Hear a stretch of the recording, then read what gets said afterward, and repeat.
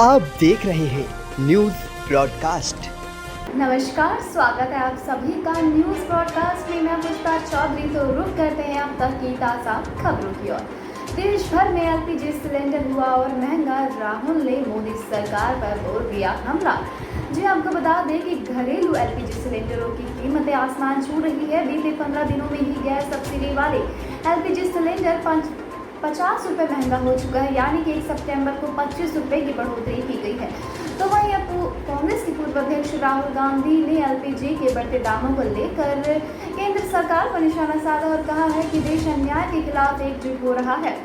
राहुल गांधी ने ट्वीट कर कहा है कि जनता को भूखे पेट सोने पर मजबूर करने वाला खुद मित्र छाया में सो रहा है, लेकिन अन्याय के खिलाफ देश एकजुट हो रहा है। कांग्रेस के पूर्व अध्यक्ष ने #भाजपा की लूट के खिलाफ भारत लिखते हुए 4 महानगरों में इस साल जनवरी से लेकर अभी तक एलपीजी गैस सिलेंडर के दामों में हुई वृद्धि की एक लिस्ट भी शेयर की है। हरियाणा में सोनाली फोगाट ने मेघालय के गवर्नर से मांगा इस्तीफा। सत्यपाल मलिक के बयान पर जता दी नाराजगी। जी हां, आपको बता दें कि कृषि कानून पर मची रात और किसान आंदोलन के बीच मची उठापटक में भाजपा नेताओं के मतभेद भी खुलकर सामने आने लगे हैं। करनाल में किसानों पर किए गए लाठीचार्ज पर मेघालय के गवर्नर सत्यपाल मलिक ने किसानों का पक्ष लिया और सरकार द्वारा की गई कार्रवाई को गलत बताया, लेकिन गवर्नर के इस बयान से भाजपा जुड़ गए हैं। ऐसा लग रहा है कि गवर्नर सत्यपाल मलिक द्वारा बोली गई बात सत्ता पक्ष को चुप गई हो। अपने बयान और कारनामों को लेकर हमेशा विवाद और सुर्खियों में रहने वाली भाजपा नेत्री सोनाली फोगाट ने तो गवर्नर से इस्तीफा मांग लिया।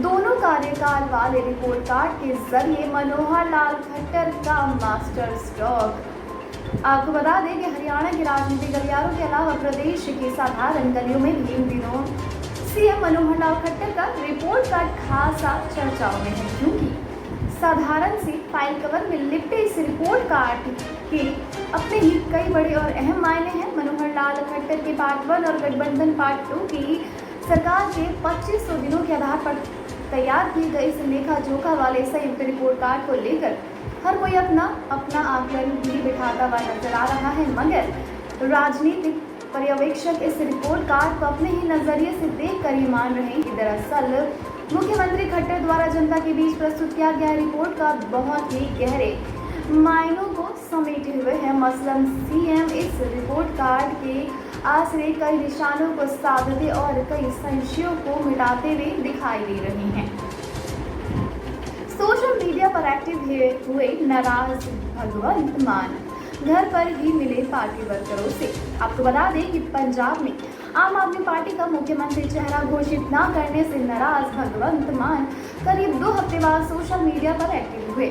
मान ने उनसे मिलने पहुंची वॉलंटियरों की फोटो अपनी सोशल मीडिया अकाउंट पर डाली है। मान के घर पर ही वर्करों से मिलने के अलग अलग सियासी मायने लगाए जा रहे हैं। मान पार्टी को कोई संदेश दे रहे हैं या वर्कर उन्हें फिर से पार्टी के लिए सक्रिय होने के लिए मनाए गए हैं, इस पर चर्चा हो रही है।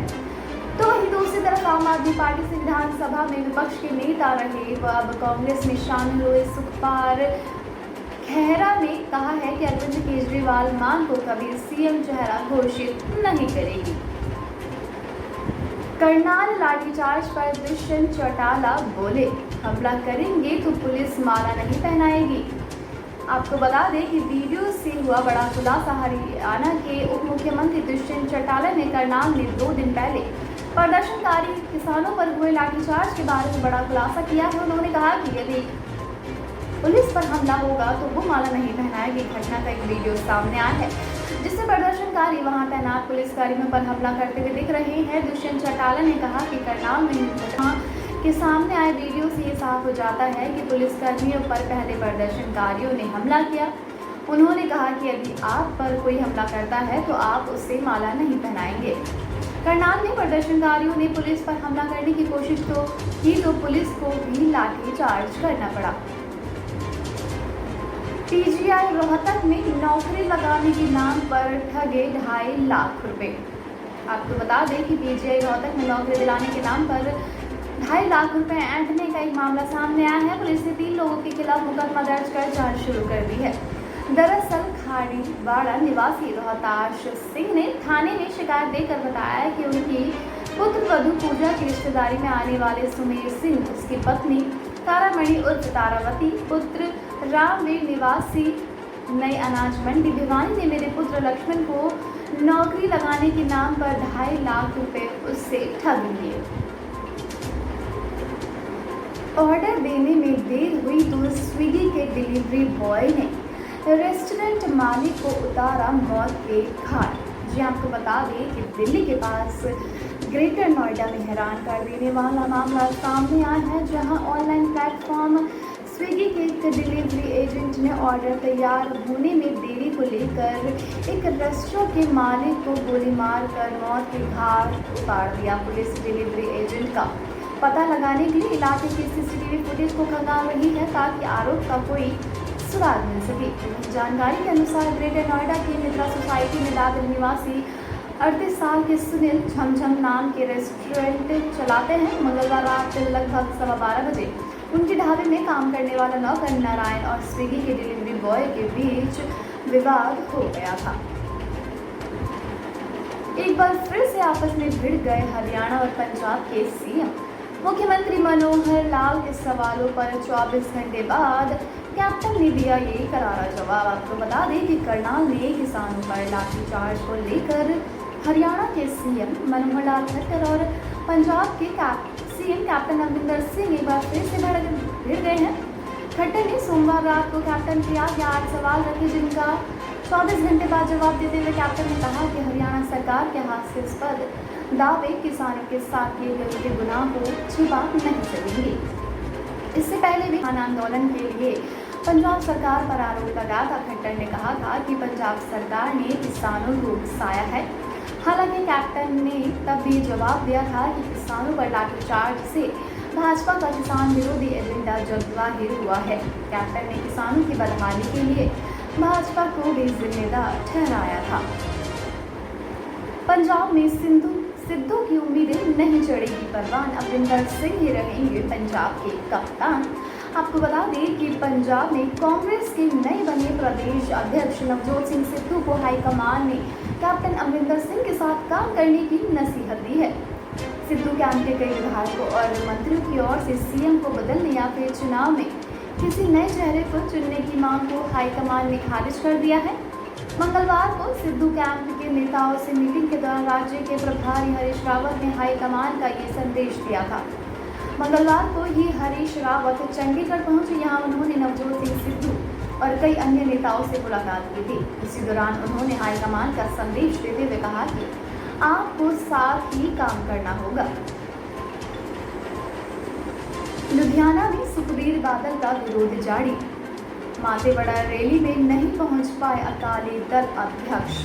जी आपको बता दें कि मातेवड़ा रैली में शामिल होने जा रहे सुखबीर सिंह बादल का काफिला रास्ते में किसानों ने रोक लिया, जिसका सुखबीर सिंह बादल रैली में नहीं पहुंच पाए हैं। किसानों की तरफ से राहो रोड पर धरना लगाकर रास्ता जाम किया गया है। जैसे ही सुखबीर बादल वहां पहुंचे तो किसानों ने काफिले को घेर लिया और जबरदस्त नारेबाजी की। सुखबीर सिंह बादल को बुधवार सुबह 10 बजे रैली में शामिल हुआ था, मगर वो 1:45 बजे तक भी यहाँ नहीं पहुँच सके। इससे पहले किसानों की तरफ से रैली में जा रहे वर्करों को भी वापस लौटा दिया गया था। मत्तेवाड़ा की जनसभा में जा रहे अकाली वर्करों की गाड़ियों को भी रोका गया। वह उन्हें जनसभा में जाने के लिए लानतें दे रहे थे। रैली में जा रहे लोगों को याद दिलाया जा रहा है कि कैसे दिल्ली के बॉर्डर पर संघर्ष कर रहे हैं और 600 किसान शहीद भी हो चुके हैं। पंजाब में कल है सुलझाने आए हरीश रावत खुद विवादों में फंस गए। सिद्धू व 4 कार्यकारी प्रधानों की पंच प्यारों से की तुलना। आपको बता दें कि पंजाब कांग्रेस में चल रही कलह सुलझाने आए पार्टी प्रभारी हरीश रावत खुद विवादों में फंस गए हैं। ये विवाद उन्होंने खुद खड़ा किया है। उन्होंने पंजाब कांग्रेस प्रधान नवजोत सिंह सिद्धू व 4 कार्यकारी प्रधानों कुलजीत नागरा, पवन गोयल, सुखविंदर डैनी व संगत सिंह गिलजिया की तुलना पंच प्यारों से कर दी है। सिख धर्म में पंच प्यारों का बड़ा महत्व है। रावत का बयान आते ही अकाली दल ने आक्रामक रुख अपनाते हुए उनसे माफी मांगते हुए अपने शब्द वापस लेने को कहा है। इसके बाद हरीश रावत ने सोशल मीडिया के जरिए इस पर माफी मांग ली है। हरीश रावत ने कहा कि कभी आप आदर व्यक्त करते हुए कुछ ऐसे शब्दों का उपयोग करते हैं जो कि आपत्तिजनक होते हैं। हरियाणा की कल्पना चावला मेडिकल कॉलेज में डायरेक्टर का हुआ घेराव।